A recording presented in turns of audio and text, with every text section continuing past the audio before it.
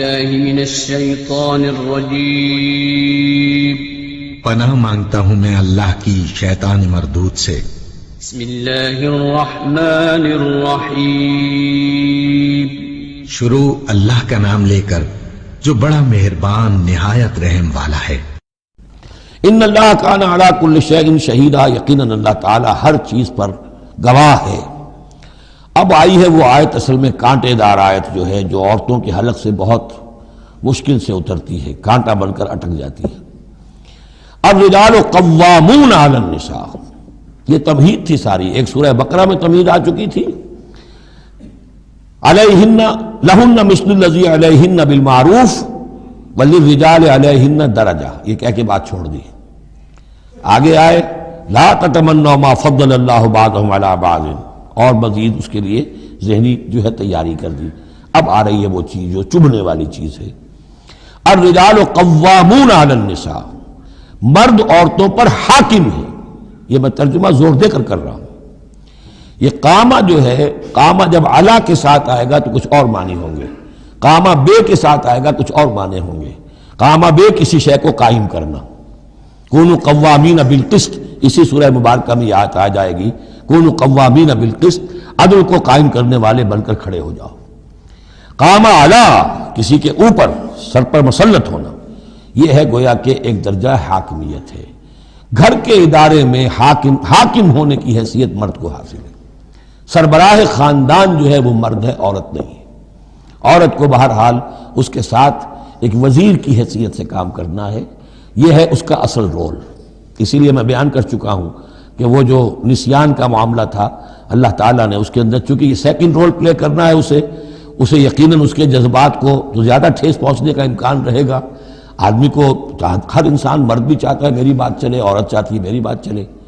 اب آخر کار کس کی بات چلے گی؟ یا تو دونوں کسی طریقے سے کسی مسئلے میں متفق ہو جائیں، اور عورت جو ہے بیوی اپنے شوہر کو دلیل سے، اپیل سے جس طرح قائل کر لے تو معاملہ ٹھیک ہو گیا۔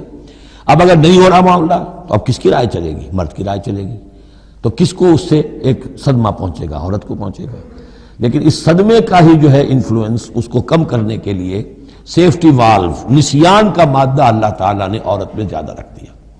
اسی لیے پھر اس قانون شہادت کے اندر ایک مرد کی جگہ 2 عورتوں کو وہاں پر اس کا نصاب رکھا گیا۔ الرجال قوامون علی النساء بما فضل اللہ بعضهم علی بعض۔ اب یہ دوسری بات ہے کہ اگر وہ شوہر حاکم ہو کر ظلم کرتا ہے، ان کے حق ادا نہیں کرتا ہے، تو اللہ کے یہاں بڑی سخت پکڑ ہوگی۔ یہ تو دوسری بات ہے بالکل۔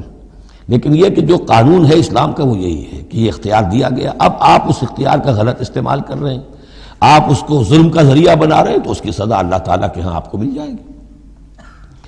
بما فضل اللہ بعضهم علی بعض، بسبب اس فضیلت کے جو اللہ نے بعض کو بعض پر دی ہے، وبما انفقوا من اموالہم، اور بسبب اس کے کہ جو وہ خرچ کرتے ہیں اپنے مال۔ اب دیکھیے یہ خرچ کرنے کا معاملہ اسلام میں شادی سے شروع ہو گیا۔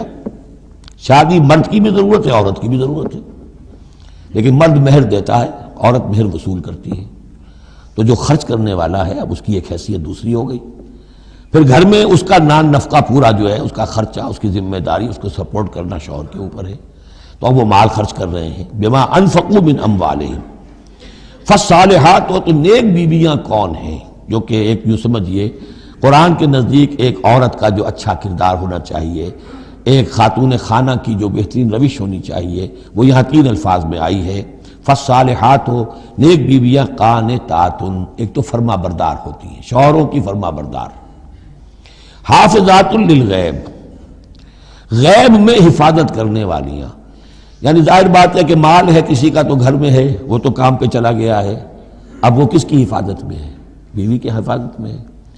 اسی طرح اب بیوی کی جو عصمت ہے وہ در حقیقت مرد کی عزت ہے، اب وہ اس کی عزت کی حفاظت کرے اس کی غیر موجودگی میں۔ اسی طرح مرد کے راز ہوتے ہیں، سب سے زیادہ بڑھ کر جو ہے رازدان وہ تو بیوی ہوتی ہے۔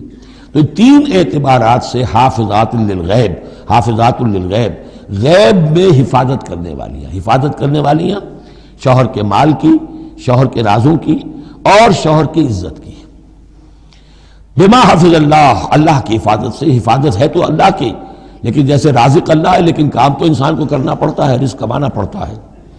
واللاتی تخافون نشوزہن، اور وہ خواتین کے جن کے بارے میں تمہیں اندیشہ ہو جائے ان کے اندر سرکشی کا، ضد ہے، ہٹ دھرمی ہے، بات نہیں مان رہی ہیں، اپنی بات منوانی ہے، کسی نہ کسی طریقے سے گھر کی فضا خراب کی ہوئی ہے، یہ ہے نشوز۔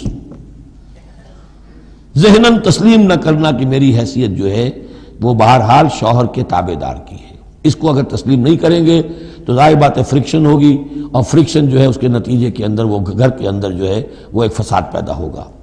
واللاتی تخافون نشوزہن فعظوہن، تو ان کو پہلے تو نصیحت کرو، واہجروہن فی المضاجع، دوسرے تنبیہ کے طور پر ان سے تعلق اپنے بستر علیحدہ کر لو، اور ان کے ساتھ وہ تعلق ذل و شو جو ہے کچھ عرصے کے لیے بند کر دو۔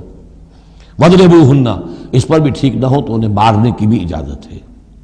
اس میں حضور نے جو روکا ہے وہ یہ ہے کہ چہرے پر نہ مارا جائے، اور کوئی ایسی مار نہ ہو جس کا مستقل نشان جسم پر پڑے۔ اب یہ چیزیں اللہ کا کلام ہے، اس کے اندر جو ہے کوئی ہمارے لیے کوئی جھجک نہیں ہے، معاشرتی زندگی کو ٹھیک رکھنے کے لیے اس کی ضرورت پیش آئے تو وہ بھی کرنی ہوتی ہے۔ فَإِنْ أَطَعْنَكُمْ، پھر اگر وہ تمہاری اطاعت کریں، فَلَا تَبْغُوا عَلَيْهِنَّ سَبِيلًا، تو اب ان پر خام خواہ کی زیادتی کرنا، پچھلے غصے نکالنا، بار بار جو ہے وہ اپنے غصے کا اظہار کرنا، یہ بھی ٹھیک نہیں ہے۔ ان اللہ کان علیٰ کبیرہ، یقیناً اللہ تعالیٰ بہت بلند ہے، بہت بڑا ہے۔